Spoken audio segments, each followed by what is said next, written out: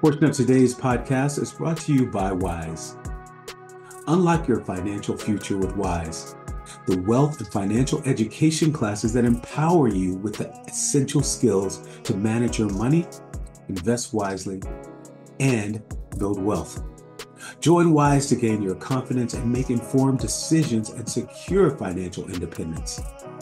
Be a part of a community that supports your journey to financial freedom. Enroll today and take the first steps towards a brighter and more prosperous future with Wise.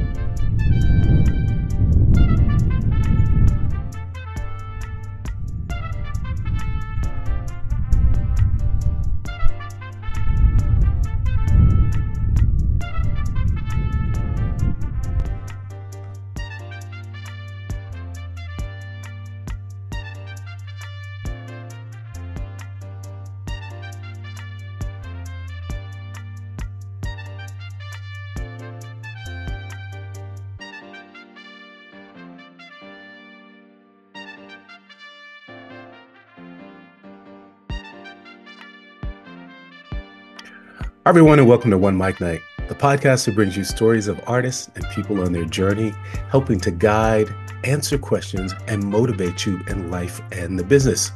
You already know who I am. It's Marcoso-Luis, and I'm back at season 5, and season 5 is coming to an end. But before you do anything, make sure you like this episode. Thank you, everyone, for sharing, and commenting. I'm hoping that I bring you some incredible people, and we're adding value to your life. And thank you for being along with me on OneMicNite journey for 18 years promoting independent artists. So thank you. My guest today is exceptional. She is no exception to the rule. She is an artist extraordinaire. She's a painter. She's a writer. And she's here with me now on OneMicNite. Please welcome Diane Collins. How you doing, Diane? I'm doing great. Glad to be here. Thank you for taking some time out of your busy schedule. We appreciate it. Listen, I have questions. The first question is, who is Diane Collins? Who is Diane Collins? Someone who is evolving, someone who is, I believe, very kind and intuitive and artistic. And I enjoy having great conversations and meeting new people and taking advantage of opportunities that just suddenly pop up and just enjoying life. Yeah. I like that. Just That's enjoying who Diane Collins is right now. Yeah, right now. Right? Where are you from and where did you grow up and how did you grow up? I'm from Brooklyn and I grew up in Brooklyn. I lived in Connecticut for a little bit, about 20 years, and now I'm back. Um, I uh, I was blessed and fortunate enough to have one son. I had him somewhat late, as people would say. I was 48 when I found that I was pregnant.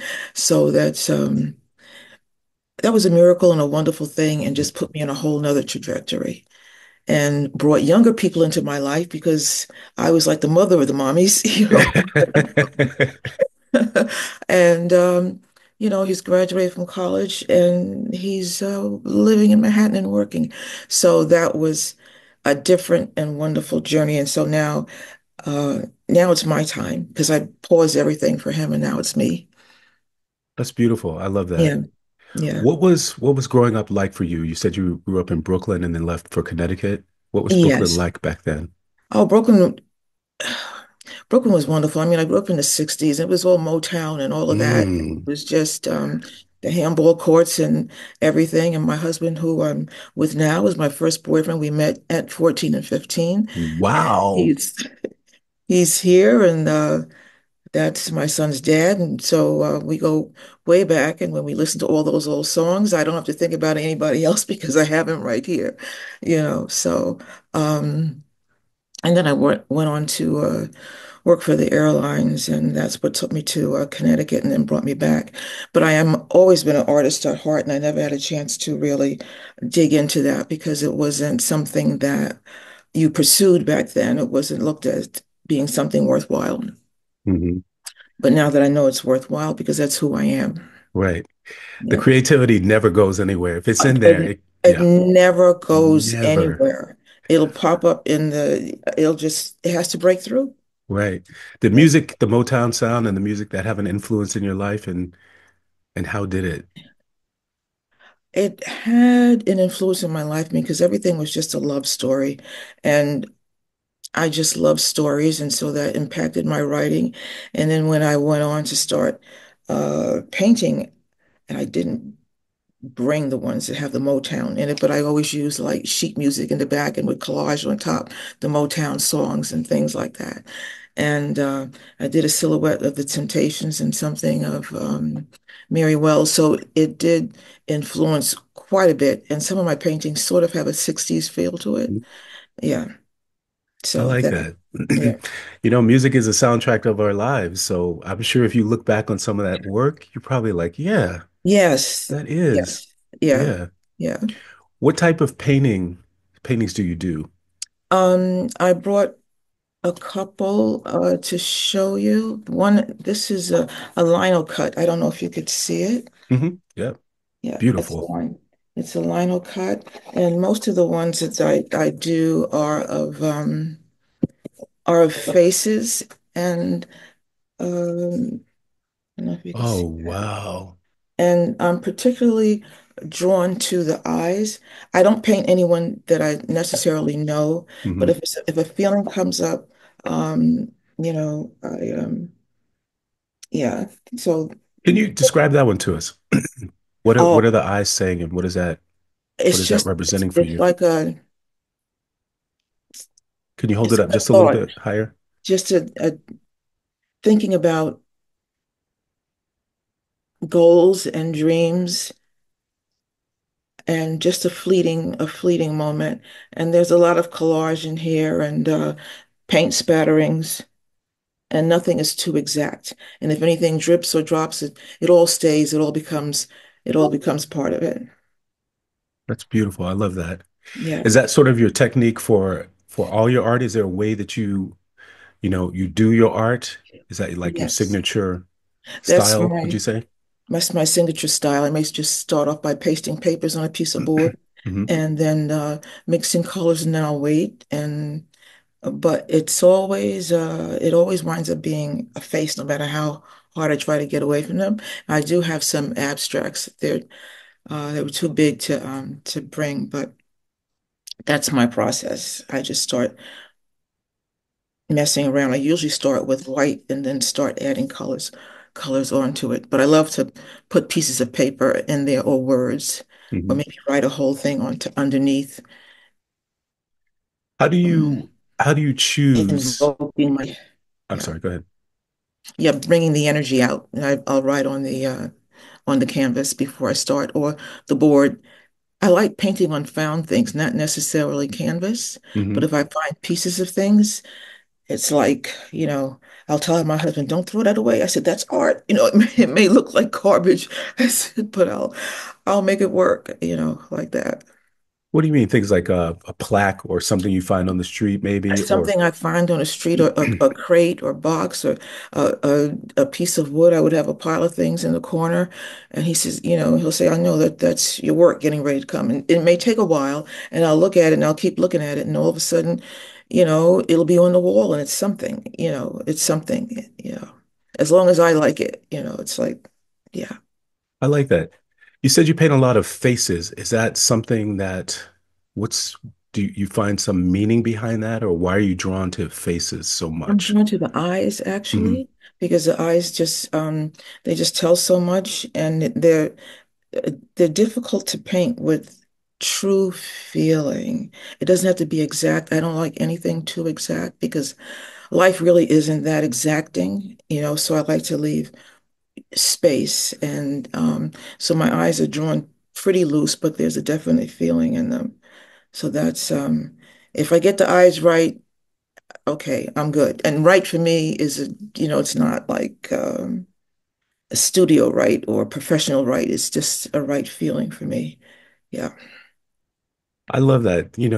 Like they say, the eyes are the windows of the soul. And so Yes. when people look at the art, my interpretation of what it's saying may be slightly different from yours and what All someone right. else sees.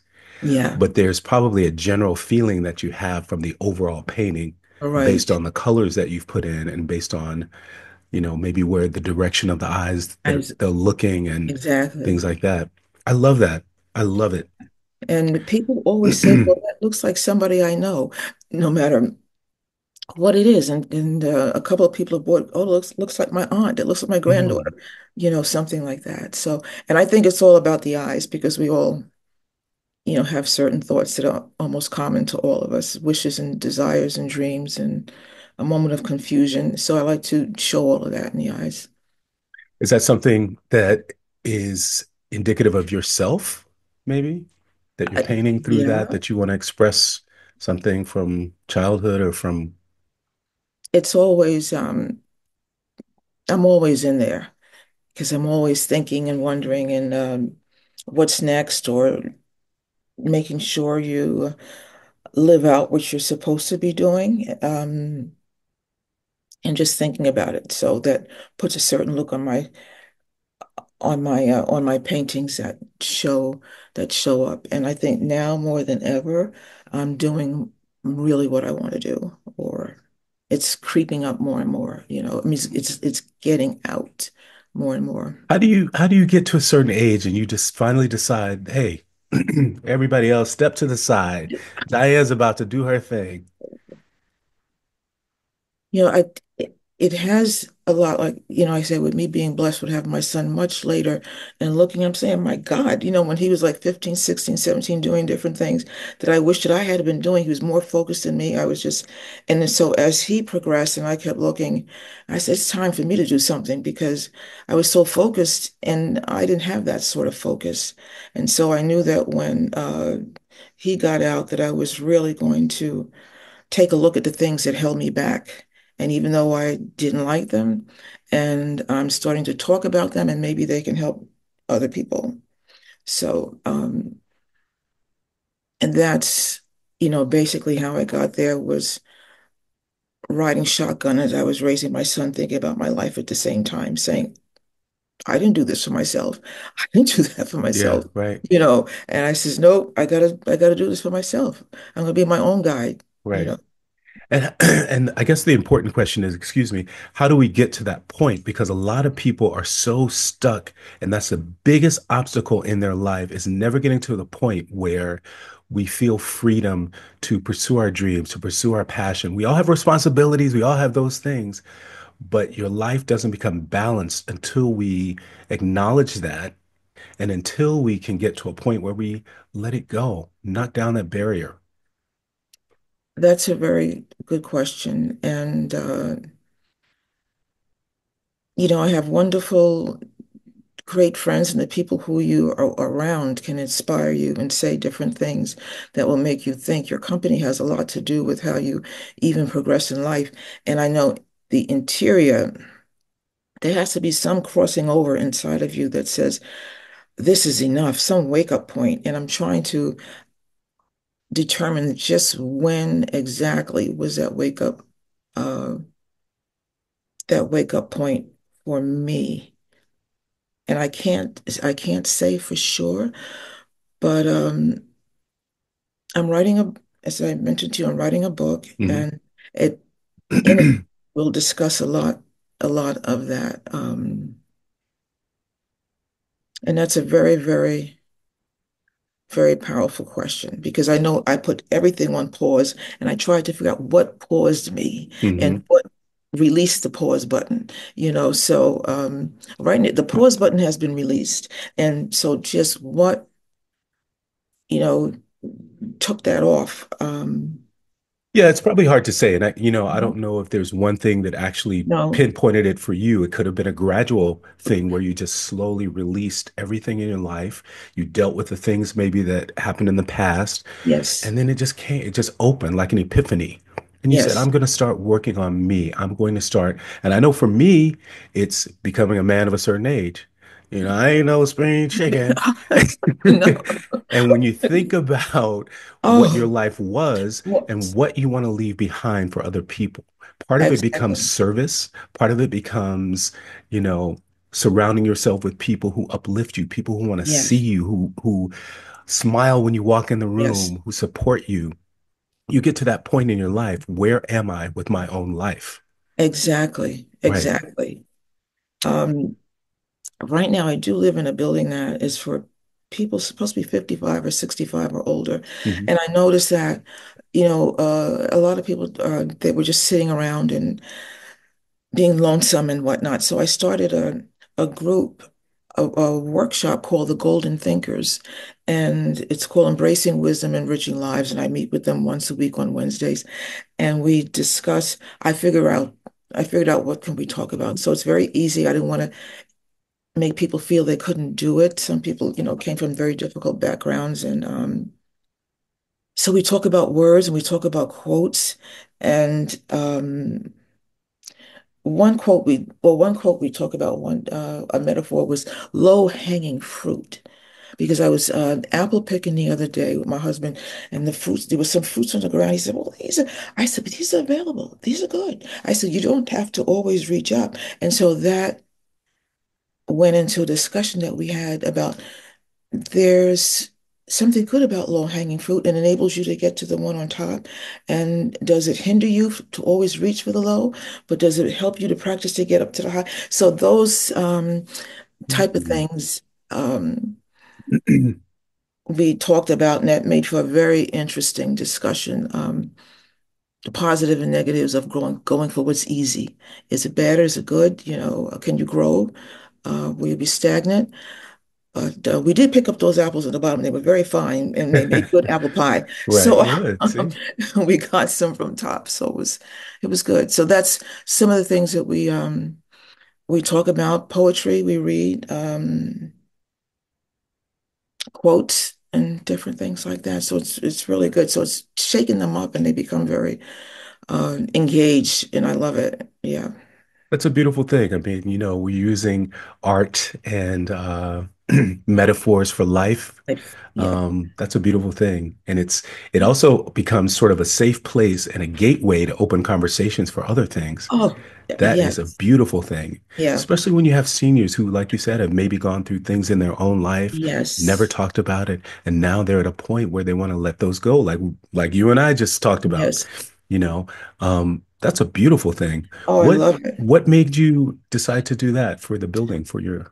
Um, just looking at the people just sitting, some of them, and I knew that these were people with interesting lives. And if you have an opportunity to open up or someone's paying attention to you, you don't know what you'll bring out.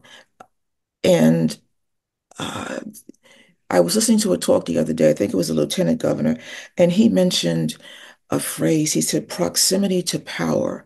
What happens to you when you sit next to someone who's knowledgeable, who's powerful, and that's what happens when you sit next to someone, you're in a crowd where you could learn more. What it can elevate you. It may intimidate you, but it may guide you, but you're going to learn something, from someone else. And we're all together like that. We're all very powerful and we're all next to each other in that workshop.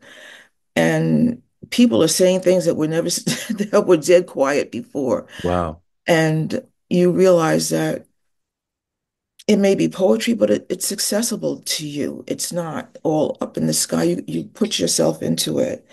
And I read a poem by Gwendolyn Brooks, and she spoke a little bit about that, bringing your own life to poetry, and that's where you get the meaning from it. So it doesn't remain so foreign. And so that helps to bring the people out on Wednesdays. Yeah. That's a beautiful thing. That's such a connective force. Oh, And the thing is the first step is we have to be open to that. If yes. people are not open, you're never going to learn. You're never going to connect with other human connectivity. Let's Yeah. get into it.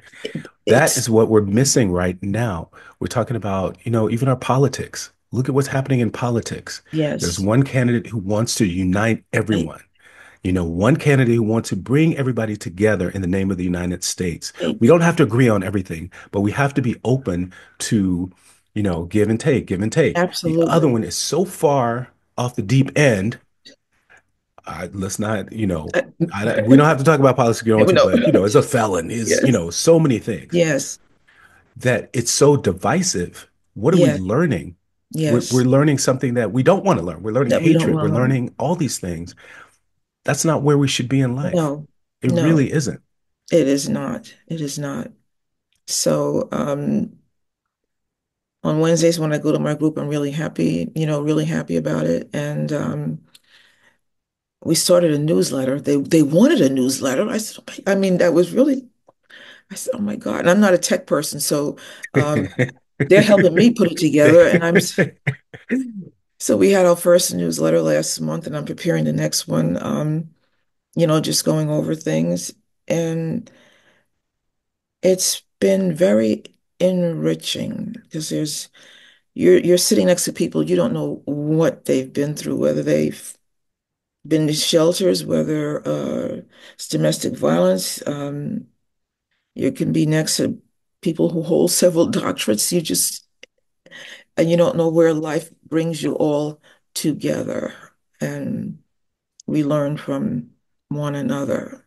Um, I think one of my most wonderful experiences was this woman who she had been working at a daycare for like 40 years and it closed down during COVID. And she was just so lonesome for those children, didn't know what she was going to do next. And I don't think she felt that comfortable coming to the meetings. But then when she realized that no matter what you did, whether you were unemployed, worked for you were a professor, whatever, there is some medium where we all meet at. And she was an active part of the discussion this last time. And I was so happy because normally she may just come in and sit in the corner, but this time she was just in it, and it was just great. That's great. People Yeah. have to feel safe, and Yeah. I think that's a key component is you have to feel Yes. safe to share your story and you won't feel like you're being judged. You feel like you're being acknowledged, Absolutely. validated, Yes. things like that. So that's a beautiful thing. Yes. That is a beautiful Validated. I thing. love that Yeah, word. definitely. Validated. Now, I think you did a little sort of TED talk somewhere Yeah, along the line I that's did. related to your book, right? Yes, I Can did. you tell us a little bit about that?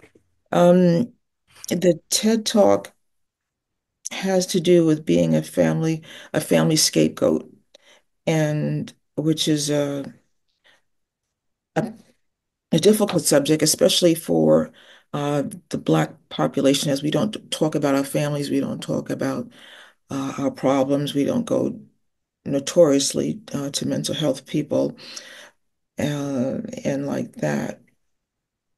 And my TED Talk was born out of being the family scapegoat, and I've moved out of that role. Um, And the book that I am working on, hopefully be out by the end of the year, the beginning of January, is called Unscapegoated: Reclaiming Your Authentic Self and Thriving After Serving as Scapegoat in a Black Family. Mm, And it was that's a painful. lot of powerful words put together. Wow. Yes, it Wow. was painful to write. It has 8 chapters. And yes, it is a TED Talk, and right now, it's in the world of TED Talks, it's not a large number, but it's up to 77,000 views, and it grows every day, and over close to 1,000 comments, and people trying to reach me to tell me about their lives. And so evidently I struck on something that has been quiet kept and not brought to the front. And it is a recognized term, family scapegoat abuse. It is a recognized term. It's not, so it validates people's experience knowing that this has taken place. So for me to be talking about it, I'm trying to save my family. And if no one is listening there going forth, there's information for others that you can look and see, well, this is what's taking place. This is what's held me back. This is why our family is so divided because it could just sneak in and go down the generations and just become part of your dysfunction. It's not all families, but it's there. It's definitely there. I saw the TED Talk, and I know exactly what you're pointing to. Hmm. Um, yeah, it's definitely a history that It's we have in this, not just this country, but from the world. yes, And it's not talked about a lot, but there's a lot of mental baggage that we carry as yes, people of color yes, based on things that have happened in the history of this world. yes, We've seen movies like Imitation of Life. We've yes. seen, all these things. Thank Even with the passing of my own grandmother, we find out things on her birth certificate. you.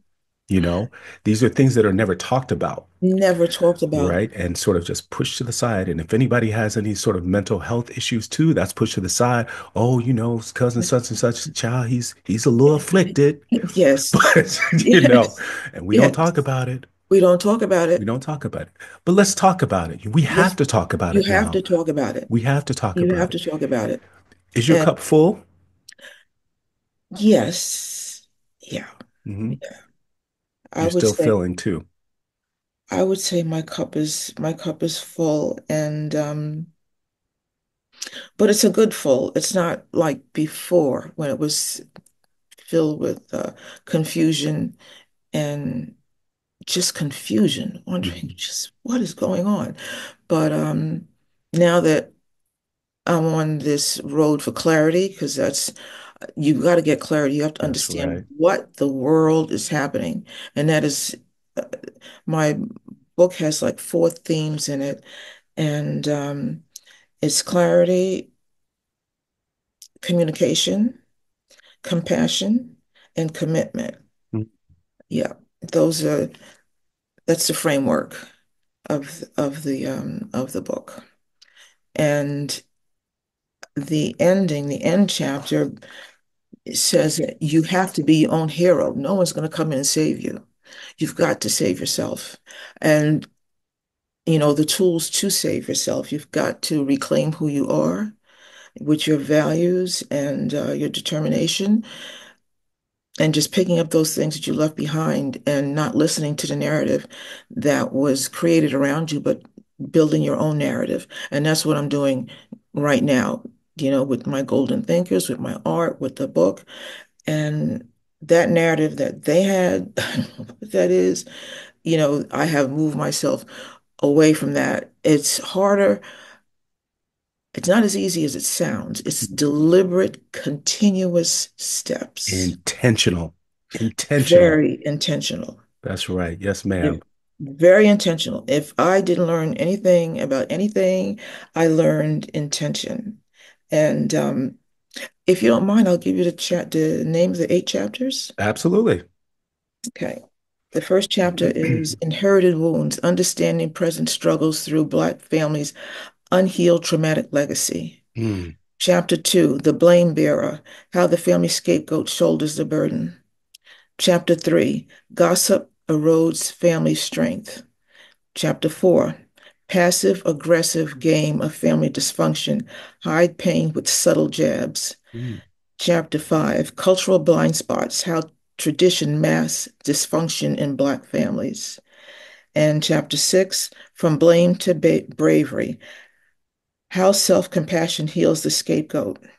Chapter 7, Rise and Shine. And Chapter 8, Hero of Your Own Story. So, oh my gosh. yeah. That's So it. That is that's it. it. That's definitely it. Wow. Yeah. Wow. Mm. So that's what I'm working on now. Yeah. I love this because this requires you to do a little bit of self-evaluation. It requires you to do some soul searching. It requires you to unpack all the baggage that you had growing up and bring it to this moment, this place in Yes. this ever-changing world Yes. and share it with us because guess what? We all went through it too. And if you're able to write this down on paper, then Yeah. we're all behind you because I'm sure a lot of us have felt the same thing. or Yes. know someone who has gone through the Or exact know same thing. someone. Yeah. There'll be strands of it that people can relate to or know someone. And it'll answer questions for a lot of people who are wondering, well, what in the world is going on in my family? Hmm. Hmm. You know, Yep. Yep. so I'm really happy about It'll that. answer questions and it'll make you ask questions so you seek the Yes. answers. It'll do Yeah. both. Yeah. Yeah. Yeah. Fantastic. I Hmm. love this. I Hmm. love Hmm. this. Yes. Yeah. I want, wow. So first of all, I want everyone, I'm encouraging everyone to go to this TED Talk. It's on YouTube. I saw it. Um, I don't have the information in front of me, but I think you can put in her name, Diane Collins, TED Right. Talk, and it'll come up. Scapegoat. Scapegoat. Right. Yeah. Hmm. So I'm encouraging everyone to go do that. Like she said, it's about 7,000, 8,000 views. It's incredible. 70,000. 70,000. I'm sorry. 70,000. 70. 70. I stand corrected. Yeah. So make sure you check it out and leave a comment because it's a Yeah. great conversation to have. Yes. Thank you. Uh-huh. As far as your art goes, it's beautiful. Do you show it anywhere or you do it for your own art therapy, I which is do it incredible for, too? I do it for my own therapy, sort of, and I don't really show it anywhere. I've turned a lot of the pieces into note cards, and they're, very popular whenever I decide to sell them because the I faces are, like that. Yeah. yeah, so they're all note cards, and I don't have a bag. I've turned them into tote bags and handbags, and like That's that. beautiful. Yeah. Yeah, Where can yeah. we go to find all this stuff? You I have a don't website, know. right? Of course So, not. okay, well, we're gonna talk off screen. We'll figure it out. Yes. We'll hook you up. Yes. But yeah, this definitely, I've seen your art. It's great.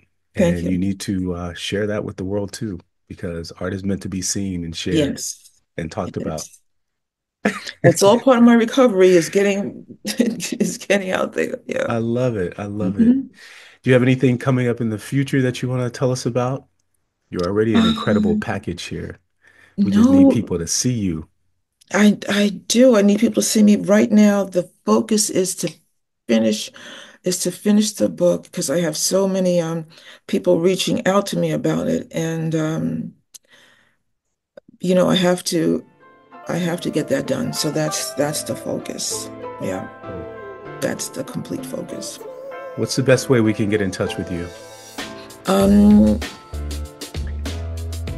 I haven't All right, I'm figured. gonna be your agent. Don't contact her. Contact me at one mic. Yes. See, that's all part of it. You know, I'm in the making. you're in the making. Okay, so we'll figure it out, but I will have any information in order to get in touch with Diane in the notes of Yes. this episode.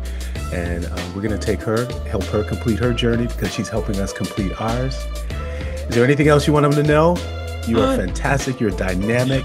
Thank you for sharing your time at One Mic yes. Night because time is the most valuable thing we have. So I appreciate you. And I appreciate you. I'm so glad to be here. I was looking so much forward to this. Well, good. We're Really. gonna have you back as soon as this book is ready. You're coming back. Okay. I Please, look please forward come to back, and we're gonna put you on a book tour, the whole nine. it. Looking forward to it. Thank you, Marcos. Oh, you're welcome. Everyone, Mhm. Diane Collins, please make sure you follow her. We'll have the information in the notes of the podcast. You can always slide into my DM. I will certainly give the message to her at Marcos Luis, MarcosLuis. I'm on all social media. Follow the show at OneMicNite, OneMicNite, live chat every week with us on Mondays with the new episodes. And we're now showing on Facebook, or if you'd like to watch it on Spotify, you can do that as well. One Mic Night, 18 years, the incredible Diane Collins. Thank you, thank you, thank you. Thank you. And we'll see you guys next time. Make sure you like this episode and definitely share it. Thank See you you. next time.